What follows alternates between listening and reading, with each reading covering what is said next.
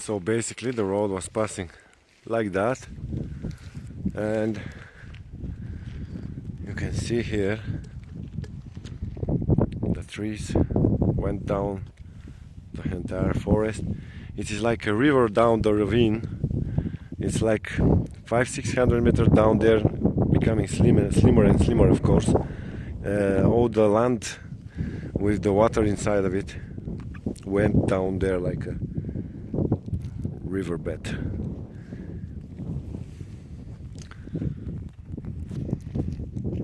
Those big trees still remaining, but at some point this will activate again and further slide down until it's find new place, as you see over there. And this part of the land started also, probably also hold together with this building.